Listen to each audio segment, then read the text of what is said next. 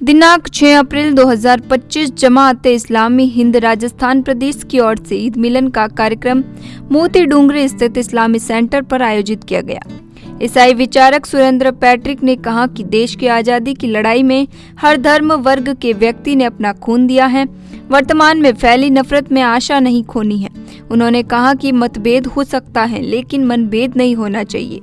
अपने स्वार्थ के लिए राष्ट्र को पीछे कर दिया गया है, जबकि प्रेम से मन को मोहा जा सकता है। कैलाश सिंह यादव जी अपने विचार व्यक्त करते हुए कहा कि हमें नफरतवादियों से बचकर धार्मिक संदेश और जीवन के उद्देश्य पर गौर करना चाहिए कि हम धरती पर क्यों आए हैं और हमारा कर्तव्य क्या है। समाज सेवी सुमित्रा ने कहा कि आज देश सांप्रदायिक लोगों के हाथ में है जो नफरत की फसल तैयार कर रहे हैं, लेकिन हमें भाईचारे, लोकतंत्र और संविधान को बचाने की चिंता करनी है और सदाव के प्रयासों को तेज करना है।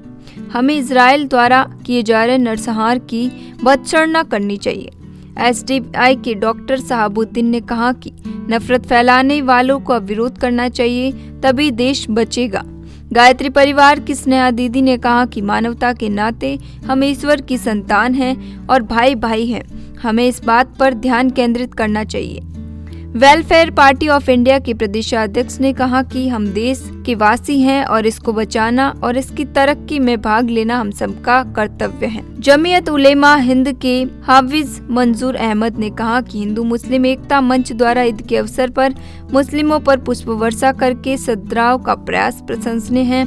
उन्होंने कहा कि केवल बात करने के बजाय नफरत मिटाने के लिए मिलकर प्रयास करना होगा। दलित समाज के मोहनलाल बैरवा ने कहा कि सांप्रदायिक ताकतें हमें लड़ाना चाहती हैं, परंतु हमें संयम से काम लेना होगा। राजस्थान विश्वविद्यालय के प्रोफेसर विशाल जी ने कहा कि हम एक दूसरे के बारे में न जानने के कारण आपस में शक करते हैं, जबकि मिलकर एक दूसरे को समझने का अवसर मिलेगा और नफरत कम होगी, वह सद्भाव भी बढ़ेगा। राजस्थान दलित मुस्लिम एकता मंच के महासचिव रणनीत जाटव ने कहा कि धर्म जाति एक तरफ रखकर इंसानियत और देश की प्रगति व उत्थान के लिए साझा कोशिश करनी चाहिए। मिली काउंसिल के एडवोकेट मुआहिद नकवी ने कहा कि हमें अच्छे अखलाक के साथ दिलों को जीतना चाहिए। वरिष्ठ पत्रकार राजन महान ने कहा, आज भी ऐसे लोग हैं जो देश की पुरानी परंपरा सदैव व भाईचारे को जीवित रखे हैं। हमें आपस में संवाद करना चाहिए। आज भारत को विभाजित करने का काम इतना अंग्रेजों से भी अधिक हो गया है। उन्होंने गांधी की स्वराज की जरूरत पर जोर दिया। मुस्लिम समाज के कामों के विरोध में कभी भी मुस्लिम समाज ने कानून नहीं तोड़ा और हिंसा का जवाब हिंसा से नहीं दिया। गलत बात का शांतिपूर्ण ढंग से विरोध करना हमारा कर्तव्य है। CPI की निशा सिद्धू ने कहा कि हम देश के किसी भी कोने में हैं, लेकिन हम सब साथ हैं। ये देश सबका है और बराबर का अधिकार सबको है। सभी समुदाय एक दूसरे के साथ रहकर ही देश को चला सकते हैं। आदर्श नगर जयपुर के विधायक रफीक खान ने सभी धर्मों से आए विचारकों और धर्मचार्यों का स्वागत किया और ईद की मुबारकबाद दी। उन्होंने हाल ही में पास हुए वक्फ संशोधन बिल की भत्सना करते हुए इसे अन्यायपूर्ण फैसला बताकर देश को विभाजित करने का फैसला बताया। जमात इस्लामी हिंद राजस्थान के प्रदेशाध्यक्ष ने अपने अध्यक्षीय भाषण में सभी को ईद मुबारक और दी और स्वागत किया। उन्होंने कहा कि ये ईद खुशी के साथ गम, अफसोस और परेशानियों से लिपटी हुई है। उन्होंने रमजान और ईद के महत्व पर प्रकाश डालते हुए कहा कि ये महा इंसानों की सेवा करने और संयम पैदा करने का है। उन्होंने कहा कि जमात इस्लामी सदैव अपने प्रोग्राम में सद्भाव को शामिल करती आ रही है।